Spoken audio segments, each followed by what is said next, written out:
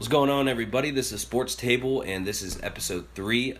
Is our new season dawn since Mike and I have gotten back to school, and just a quick little brief takeover of what we got today. We have the Kyrie Irving trade. Seems like we talked about that last episode and had a whole episode dedicated to that. However, it was finally completed and finalized with the addition of a second round pick coming in the year 2020. I believe it was from the Heat. So that kind of sweetened the deal a little bit for the Cavs, enough to go ahead and complete the trade because Isaiah had a little bit of hip injuries. We're also going to be talking about our favorite family in basketball, the Balls.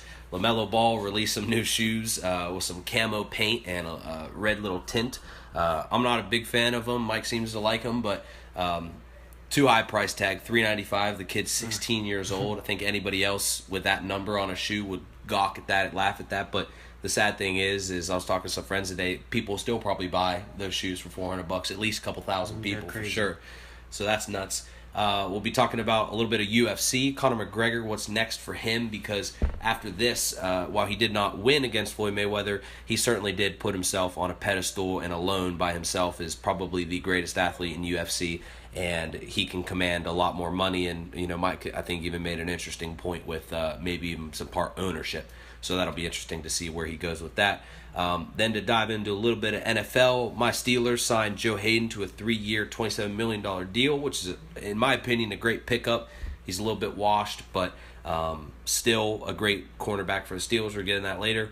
We'll talk about DeAndre Hopkins' new extension, the most money ever guaranteed for a quarterback, goodness gracious, receiver. And we'll also transition into a little bit of how Hurricane Harvey and all these other athletes are coming together to put forth money toward that, and finally finish with Zeke's suspension per Adam Schefter may get reduced on Monday, so that'll be interesting. But Mike, I'll let you start. Who do you think won the Kyrie Irving trade now that it's completed? I think the Cavs won it just to ensure that the Celtics have too many what ifs if they win, because if Kyrie's a franchise player, if the Nets pick isn't top 5, and it's a lottery pick, still a lottery pick, but everyone expects the Nets pick to be top 5 or even top 7 or whatever. Just expect the Nets to suck. If Isaiah Thomas isn't healthy, then of course, if he isn't healthy, of course the Celtics win a trade. I mean, they got rid of damaged goods for an all-star player in Kyrie Irving. But I think, and then the fact that they went back and got anything, even to pick 3 years from now, second round, they got anything back from the hip injury. I think the Cavs won it just because of that alone. I mean, in my opinion, Kyrie isn't a franchise player. He's arguable, top 10 player. 8. I don't think he's the best point guard in the East, and John Wall is that player. But what do you think about the trade? I think definitely Cavs won it, as a lot of people probably can tell just sheerly from the fact of everything that they got. The pick, I even said earlier today, I think for Kyrie, just the pick and Jay Crowder and Zizic and the 2020 pick would have been enough in my eyes. Yeah, but yes, it's definitely enough. Yeah, but again, they got way more than I think they ever would have thought, and why they even tried to continue to bargain with the Celtics is crazy to me, because the Celtics could have just said, okay, we'll keep IT, but yeah. They kind of got past that point. If you look at what the Kings got for DeMarcus Cousins, exactly, or the Pacers got for Paul George, it was crumbs, it was nothing. But the Cavs got an all-star back with a good role player, very good, Jay Crowder, and they got a body and Zizic. So that's plenty. So much like a Bogut that they had in mind a couple months ago. Just a big body. They didn't have a backup center. So, and then they got the Nets unprotected pick. I think that was huge. And the 2020 now. So they really got everything they needed. Yeah, they got plenty for Kyrie Irving and him not being the franchise player. Because it seemed now, star players, once they request a trade or they, seem like they're on their way out of town, they don't seem to get the same value back that everyone believes, they should request from every team around the league, and it seems that's the trend now. So maybe this trade will turn that around. But the Cavs definitely got a lot for Kyrie Irving. They got a lot more than I thought. I thought the Suns were the only option from because they had a point guard in return. I think anything you either had to have a really good player or another point guard in return with role players. And not only did they get a point guard, they got an all-star. Agreed. With, another – like Jay Crowder, he matches up well with Draymond Green. Because everything the Cavs are doing now is for the Warriors. I mean, it doesn't matter who else. I mean, they probably gonna sweep the Celtics or go to get 5 games again. I mean, it's not gonna be much different. Yep. It just all matters if Isaiah Thomas is healthy. If he's not healthy, God. To me, well, just to go back to this a little bit season. earlier, I think that Kyrie is quote unquote a franchise player simply from the definition that I give a franchise player is one that is able to carry a franchise and is able to put them in a winning position, and I think Kyrie will be able to do that. Now, however, for him to be a championship player and a point guard, no, I don't think he has that caliber. But to be a franchise player, you saw Kevin Love be a franchise player in Minnesota. Well, he was a good player. I mean, he was a really good player. But they never won more than 35, 40 games. So agreed. But to be at a that time franchise player, to be a franchise player, you have to be proven, as in that guy. I mean, Kyrie Irving is a big shot maker. He's an incredible offensive player. But at some point, you have to lead by example. That's why I think James Harden's having a tough time in Houston. He's racking up all the numbers and all of that. But I think that he needs that other leadership in Chris Paul or. I mean, it didn't have to be Chris Paul, but it had to be someone that can be like, listen, let's play defense. I doubt James Harden ever went back to home like, let's play defense. Because he never played defense. So you can't tell your teammates to play defense. They look at you like, well, can you help us? Yeah. Your man's doing the scoring and he's a scrub most likely. So, yeah, it's one of those things that Kyrie's going to have to lead by example. And I heard many people say that Kyrie, he's great offensively, but he only plays defense when he wants to. Well, if you're a franchise guy, you can't play defense when you want to. You have to, you have to sit down, and even if you're not the best defensive player, look at Steph Curry. He's not the best defensive player, but he sits down and he tries. He still gets abused. He gets abused. This past year, he didn't get abused, but 2 years ago in the finals, Kyrie did get the best of him. So, but this past year, I mean, Steph sat down, played D. They hide him a little bit, but I think that's just because. Why won't you put the best defender? Yeah. Clay. If you have Clay, why won't you put your better defender on the point guard? The more dynamic player, and put Steph, the lesser defender, on the. And that takes off the weight of Steph having to play defense and offense. So who is going to do that for the Celtics? I mean, I guess they can put Marcus Smart or Jaylen Brown, but no Avery Bradley anymore. Yeah. Oh yeah, that's big. Yeah. I think that was huge. I know they need the salary dump, but Jesus, they could have kept him. Some way, somehow. Yep. But, I mean... They did get a good big man, though. Yeah, they got Marcus Morris. Yep. He's more of a 3 than he's decent. But we're going to see. I think definitely the Cavs won, and I don't really think... If we name 10 players in the league right now, I think Kyrie could be, on the back end of that, but... Yeah, I think... Opening night, it'll be a good game. Oh, it's going to be a great game opening night. Yeah, that's going to be huge. I want to see Kyrie and LeBron kind of similar when Westbrook and KD met. I want to see him go ISO against each other. Oh, LeBron to post him up and put up I just want to see LeBron glass Kyrie's. Oh, that'll be the meme of the year. Is it in Cleveland or in Boston? It's in Cleveland. Oh, wow. So I want to see, does Kyrie get booed? Question. Ooh, I don't think he does. Okay, if you're a Cavs fan, are you booing Kyrie opening night? I am a Cat fan, as you know. Well, I'm just saying, are you gonna boo him? No, because again, he released a video today that I thought was actually really. He requested a trade though. That's not real. He requested a trade. Okay, he requested a trade. He said he's leaving. But I'll flip it to you then in this way, since we're both business majors and everything. If you were working for Goldman Sachs, which is an investing firm, if you're working for Goldman Sachs and you have a chance to go to AT&T and be a corporate big shot, are you telling me that you're not going to ask Goldman Sachs to potentially terminate your contract early and go seek what's best for your business? And he even said in the video, it wasn't. No offense to any guy that he was playing with. I think the media blew that up, to be honest. I think he went back to Dan Gilbert and he said that I don't want to play with LeBron. But look, this is not the case though. That AT&T wasn't the option. It could have been, a startup company, Scrubs. He could have went to Sacramento. He could have went to Phoenix. He just got lucky and went to the best franchises ever. Yeah. But, if I was a Cavs fan, that's mixed emotion. I think it's going to be half and half because... That's fair. I mean, if you're looking at it, he's not... You didn't lose LeBron, so... One thing you got to give Kyrie credit for, though, man, is... It was ballsy. Well, I'm saying even though he might have had these feelings, who knows how long he could have had these feelings for? It could have been since last NBA Finals, and he still went out there and played his heart out. So that's to me why I'm not going to boo him, because you're right. he didn't just throw in the towel, try to make a media dump. He didn't even talk about it at all. He didn't gas it up. He didn't try to make it seem like this is the worst situation ever. He did what he needed to do. It's best for himself, and I respect that. While I'm a little bit disappointed, yes, but again, like I said, him and Isaiah, their roles are both very similar, so I don't see much being lost. We're going to see what LeBron can do with Isaiah, and we're going to see what Kyrie can do by himself. Yep. So, moving right along, LaMelo Ball at age, I believe, 16 now. He's 16. Released the set of shoes called the MB1s, or the 1MBs, and they retail for $395. I'm not a big baller. Yeah, I'm not going big baller either.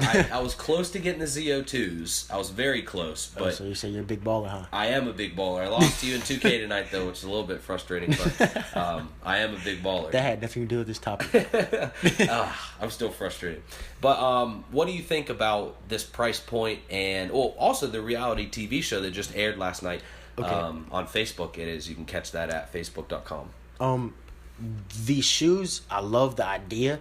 I mean, LeVar is taking his two biggest, marketing and just promotions. Like, he has two big assets, Lonzo and LaMelo. I mean, he kind of skipped over LiAngelo, but he doesn't have that big, ugly middle name. step chop.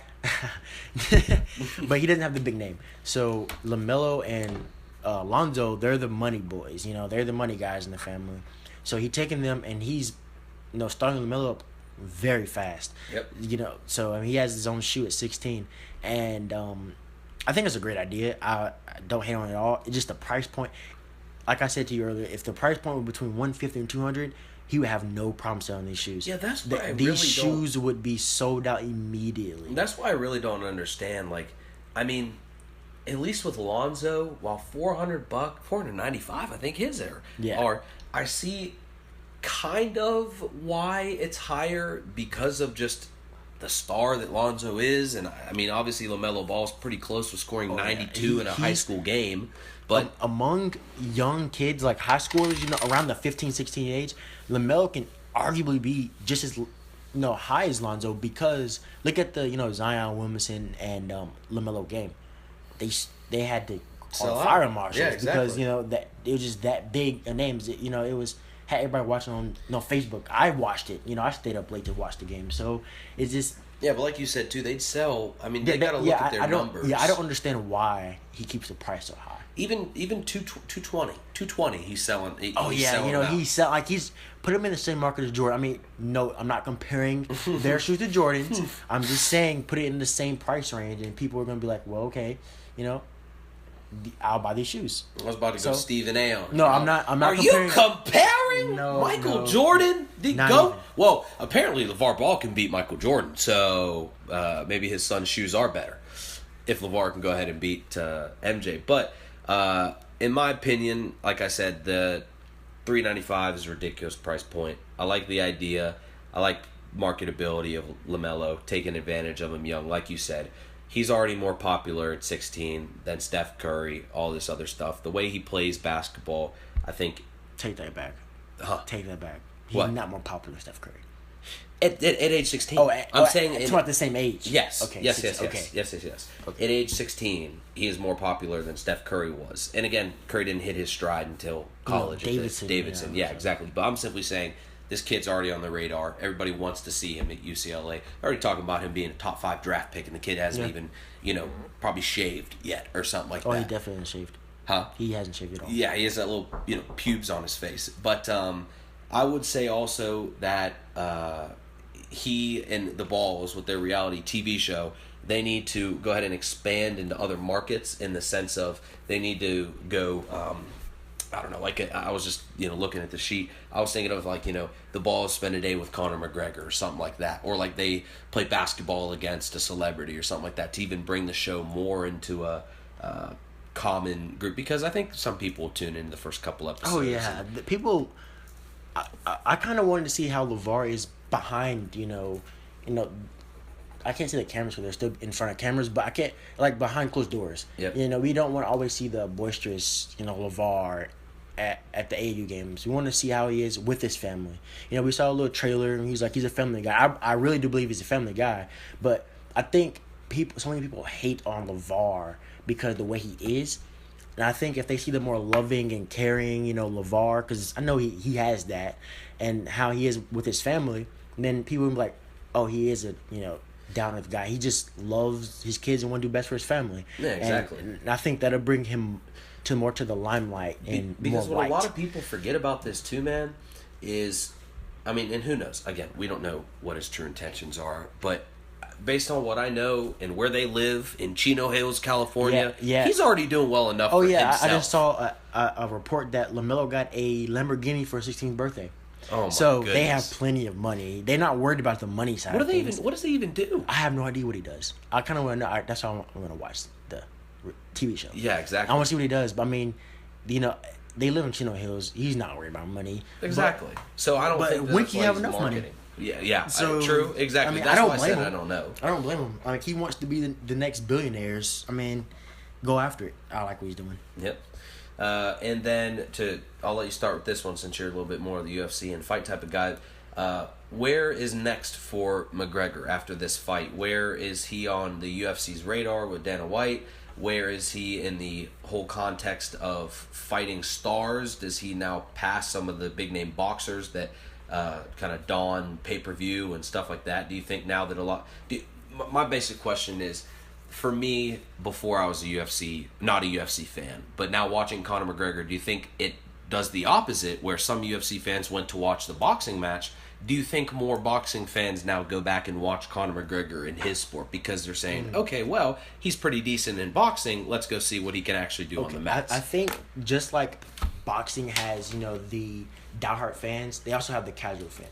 I think that Conor is bringing casual fans to the UFC, because he's that name. Floyd Mayweather, he was the casual fan fighter. People watched him to watch him lose or to watch him win. Whenever he was that's why he was a big pay-per-view guy, because he brought people that didn't really watch boxing to watch him fight. So I think Conor has that draw now. People that don't watch combat sports and they see the Conor McGregor fight, they're gonna watch it. So he has that, and nobody else in the UFC has that. Not even a little bit. So he has that upper hand against the UFC because he just made $100 million.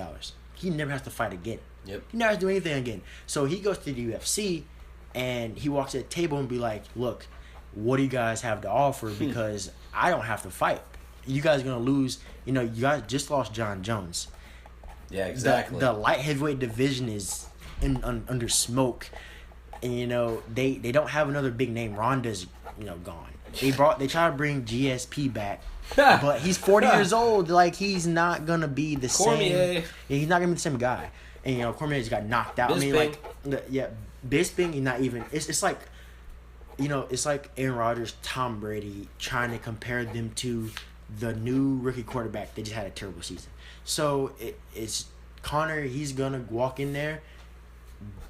We don't know what he's gonna ask for. He can ask for ownership. He's been talking about it. He's been talking about ownership for about a year and a half now. Ever since they sold the company, pretty much. He's like, you guys sold it for $4 billion. I'm worth $4 billion. So it's gonna be interesting to see.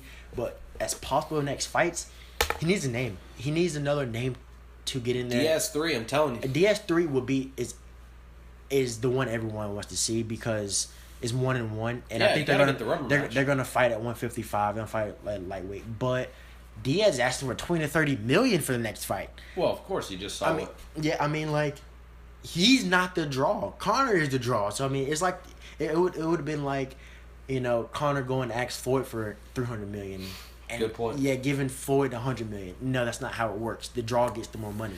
So in the lightweight division, there's plenty of good fights if you're a UFC fan, but there's the fights that sell the money for Conor now. It's not necessarily the fights that the Nate Diaz and Conor 3. That's not the fight that I want to see most, but it's still an interesting fight. It's gonna sell. Watch the press conference to see if it's gonna sell. It's gonna get you to buy that fight. Yep. And, I gotta say this about McGregor really fast before we move on. I was kind of hating on the guy earlier. Didn't really want to see him do well against Mayweather. I wanted to see him get knocked out. I wanted to see Floyd go out 50-0. Excuse me. I think a lot of people wanted to see that just for the pure enjoyment of seeing Floyd go 50-0, and you knew they both were going to make their money. But anyways, I think this boosted Conor McGregor's not only reputation but character a lot, because even when he lost, you know, he said what anybody would say. He said, you know, let me fight a little bit longer. He thinks it should have been ended early, but you know, we won't even get into that. But he said what you typically expect of somebody that just lost, even if he knows he's not a boxer. When you go into anything, you want to, you know, win and do your best. He give Floyd his credit. Exactly. That's what I'm saying. You can tell he realized how great Floyd was in what he does, which is boxing. Exactly. So I respect him for that a lot. But well, you already respected him. I'm saying as a casual Conor. fan, I think that was something really cool to do. Yeah, and he did the same thing after he lost to Nate Diaz the first time. You know, he lost to him, and he was like, you know, it was a hell of a fight. You know, I gassed out. He beat me, but I will come back for another fight. And he came back and he beat him. So, that's what I'm saying is cool. You know, if you can admit, you know, you lost in the eyes of defeat, but you still can remain that kind of swagger and cool and things like that. Because what I was envisioning was if he lost, he would have, fook this, fook that, you know, it was rigged or something like that. Like he would have just, I envisioned him going off and just being a jerk and a, you know, hothead and stuff like that. But, you know, he really realized where he was, what his place was. And to be honest with you, I think that $100 million, that 7-figure sweetened it a little bit. Because I think if that was $1 million fight and he just got his ass kicked on national TV, I think that's a little bit different dynamic. But going home and that's $100 what million. Everyone was saying, you know, who cares if he won or lost? I mean, he got $100 million, but you know, again, it's still your pride. Yeah, you're still, that's your career. You know, it doesn't matter. Like if you're a lawyer and you're getting paid, you know, however much money you're getting paid, you know, your life. Yep. In that case, and it's like O.J. Simpson case, you know, if the prosecution's getting paid 9 figures, they don't want to lose that national televised case. I mean, it doesn't matter like how much money you're getting. I mean, it matters, but it's still your career, your profession. Yep. So. I respect Conor a lot. I mean, I'm a Conor fan, and I was not expecting that. Just to be completely honest. Are you saying with the way he fought? Oh, with the way he fought, yeah, like the way the fight turned out. I mean, Floyd fought differently. You know, he didn't fan as much. He didn't, you know, shoulder roll. But still, Conor, he took it to him, and he didn't back down at all. Sure, I mean, he landed a good bit of shots, and I still wonder, and then we'll move on after this, I still wonder if that was more or less the reach and the height advantage coming into play, but I think there still is some technical skill to be able to land those fights. I mean, that counter uppercut, if it was 4-ounce gloves and his hand wasn't wrapped, I think Floyd went to sleep. He doesn't have power. Well, he has UFC power, and I guarantee you, if he had 4-ounce gloves and them hands wasn't wrapped, you're going to sleep. I mean, I watched enough fights. Yeah. People go to sleep. Boxing is a lot different. I mean, he doesn't have that power, but he has power. I think we're also, you know, I'm not even a huge fighting, you know, analytic guy, but I think where a lot of that power comes from with UFC is within their hands and within the strike through the palm and stuff like that, with how technical they are. And I think boxing is more or less a full swing of the arm. And it's a completely different thing. Yes, striking in UFC versus a punch is completely different. But you know, you saw McGregor with the, you know, awkward little he's stance. Awkward. His angles are amazing. I mean, he was you can tell he was awkward to Floyd. I mean, Floyd was trying to, you know, cut the distance down because he was the smaller guy. But he ran in there, got the counter uppercut. Agreed. So, I mean, he had some skill. But my thing, imagine him going back to the UFC with a new boxing skill. You know, about 4 months of boxing skill he learned. So, UFC people, it's going to be rough for him. I mean, he was already the best striker in his weight class. It'll be interesting. It's going to be interesting. I mean, all he had to do work on his grappling and his conditioning. He has a conditioning problem. Yeah. Like, he's not a terrible condition. I mean, he's not, like, out of shape. But he has that wall he has to run through. He has to learn how to run through. You know what I think it is, honestly? And then after this, we'll go ahead and get to the NFL. I think, truly, it's when he bolsters up that weight right before the fight, thinking that being a little bit bigger and a little bit stronger. Because think about it. If you and I are training at, like, whatever our normie body weights are, and you put on 20 more pounds and try to run around a ring, think about that. He walks around at 170. And, you know, he probably trains at 165. And then he cuts the 10 pounds to 155. but then overnight he gains that weight back. Exactly. And your body's not ready to adjust to that. I just don't understand why he wants to fight at 170 because he tires out. I guess at 155 or 145 we've never seen him go 5 rounds because he knocks everybody out. But at 170 he gassed out within 10 minutes. Agreed. So I hope he stays down to 160. I mean that'd be perfect for him. In my opinion, I don't know his body. I can't say it'd be perfect, but I think watching his fights, 160, 163 would probably be great for him. Yep. Well, that is certainly a wonderful take on that. I enjoyed that McGregor fight, and that was really fun. Having everybody over to the house and watching that was a good time. So that certainly drew in a lot of fans. And to kind of conclude, I'm a little bit more interested in him in the UFC, and I'd already watched a couple fights, but. I think that was cool doing a cross-sport promotion. Yeah. I hope some other things happen similar to that. But moving on, a little bit of NFL. My Steelers, Pittsburgh Steelers, first of all, extended our GM 2 years, which is great because he was a really, really good GM. Obviously, just picked up Joe Hayden. But that also sucks because Le'Veon just saw the new GM's contract and is saying, okay, Rooney's, I see you have some money. So go ahead and dole that to your boy. But... to first start out, I think the Joe Hayden pickup was great. Again, he's a little bit older. Still had 4 picks last year, career high. I mean, anything for the Steelers secondary is amazing. Exactly. That's where we've always traditionally struggled. Joe Hayden, I think he will help tremendously. I'm not underestimating that at all. But with a Joe Hayden acquisition, how many games Steelers win this year? Put you on the spot. Honestly, I say 13, 12. Because here's why. We get Martavis I'm going Bryant. more of 9-7. Ugh. 9-7. Yeah, I'm taking the hot take here. I'm taking the hot take. Here's why I give that 13, and I'll let you describe your 9-7. I'm gonna go 12. I'm gonna say 12. I'm gonna get 12 a hard number, and here's why. Because in our division, some of those teams have weakened, except for the Patriots. In our teams, those teams have weakened. The Bengals are about to lose Burfict. The Ravens are certainly not the Ravens they used to be. They'll still give us good games, but that's that. But the Browns are just the Browns. I mean, come on. Like, we even have to talk about that. But we will win all of our division games this year. Every single one? Yes. Every single one. Yes, even against the Pats, because where we always traditionally have struggled against the Patriots is, again, that secondary and defense. And now that we have Hayden... Tom Brady's going to torch everybody back there. He's going to torch everyone back there. Edelman not there no more. Edelman not there no more. Brandon Cook's there. Gronk is back. He might throw 400 yards. He might throw 400 yards. So we're going to win those games. Joe Hayden's going to be a star on defense for us. We're going to have... Le'Veon Bell, we're gonna have Martavis. We're gonna have we can franchise tag him the next 2. We can forget paying him. Here's this. Listen, we could actually, and my pops made a good point about this. We could franchise tag Bell legally the next 2 years. Yeah, you got to pay him. Next 2 years, let him go. He's about to think about this. And here's why. Let me finish. Running back years. Yes, exactly. I knew that was coming. He will be at the end of quote unquote the running back's career. But guess who we have right behind him? James Conner, the hometown kid, highest selling jersey in the NFL, speedster. This man pushed through camp.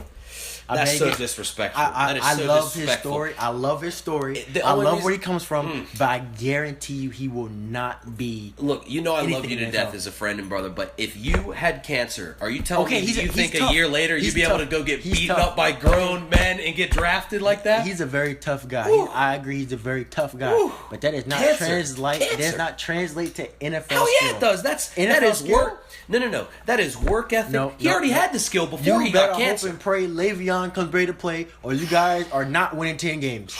If you guys got to rely on Big Ben to stay healthy 16 games out of the year, what are the odds of that? It's like 50-50. That's why I said 12 games. So, I don't think 12. I think 10 is realistically around that number, 10 games, Okay. But if Le'Veon is like, forget it. My 17 mil or nothing, you guys are going down, buddy. It'll be interesting. The Browns are beating y'all. The Browns. Deshaun Kaiser is coming. Oh my goodness! I don't even know if you have an NFL affiliate team. What are your Panthers doing? Oh, we're coming. Don't worry about us. We're coming. We're coming. Don't worry about us. You stay over at AFC. Worry about the Patriots. It don't matter. Y'all might get into the playoffs 10 games, wild card team, and you're gonna get there. it doesn't matter where you Cam end throws up. his shoulder out, freaking. He's not gonna throw it. Big Ben gonna throw his back out. He talking about retiring. Okay, Big Ben, he has his mindset in retiring already. You know that means he's halfway out. You know what? He has 1 foot in, 1 foot out. He's playing hopscotch. Listen to this. Cam Newton is Newton- about to get his system rocked. They do not want him running the ball and being what Cam Newton is good at. It They don't want matter. Cam Newton to be a pocket passer. It don't Cam matter. couldn't pass out tacos in a Mexican restaurant. You're gonna get disrespectful. That's what you're gonna do. You're disrespectful. Okay. Well, okay. 8 games in, when Big Ben throw his back out because he's about 40. 6 games in, when Cam Newton tears his ACL, thinking he can scramble and get rocked by Joe Hayden. Joe Hayden. Yes.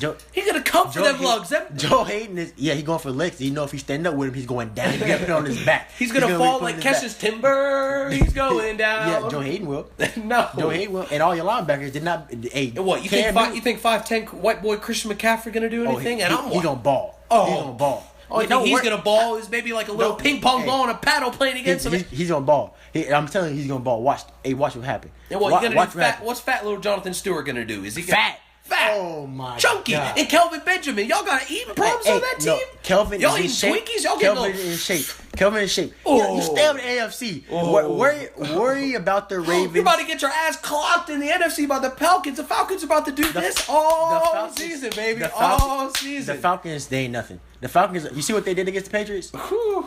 They gonna have it in the back of their mind all year long. Every time they get up by 10 points, they gonna be thinking about Tom Brady. They ain't playing Tom Brady. It doesn't matter. We gonna worry about the Bucks.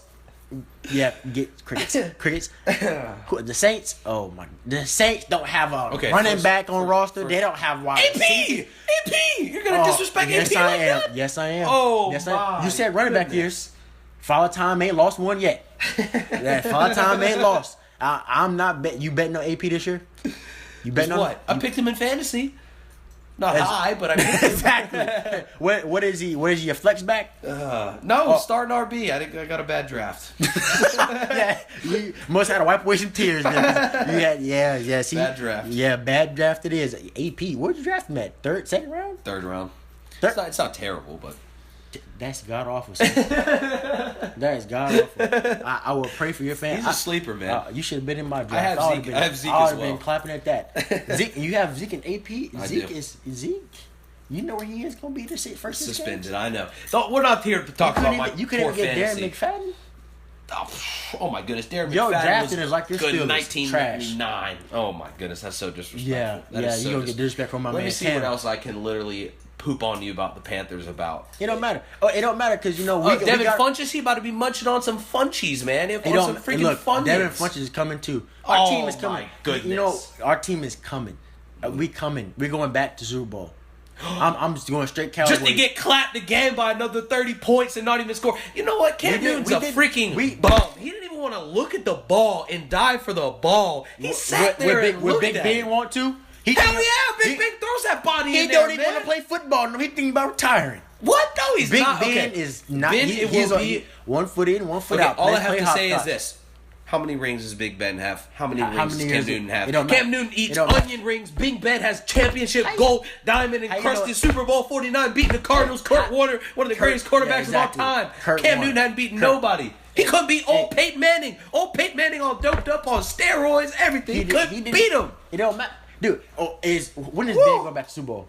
When who's going back to the Super Bowl? You heard me. Big Ben? Yeah. This year. He beating the Patriots. He can't. Matter of fact, they're not even gonna beat the Raiders if they play them. The Raiders are better than you guys, hands down. Hands down, better. Hands down. I haven't heard an argument. Thank you. No. I'm trying to calm down and not use words. On the podcast. So, are you guys better than the Patriots? No, but you don't have to be better to always win in the National Football League. Football's football. Anything can change on a given Sunday. You're not gonna win though. Okay. It's not going to happen. In football, you have to play one game. In the NBA, you have to play 7 games. Any BS or something could go along, and I'm saying the Steelers get past the Patriots. We're winning in at least 12 games this year. And 12? Yes, 12. 12. Here's why. Because we're only losing to the Patriots and maybe a couple scrub games here and there. Nobody else in the NFL's checking us.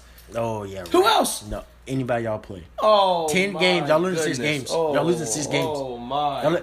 Even if y'all go to the playoffs, and go, deep, you're not getting past the Raiders or the Patriots. Okay. It's not happening.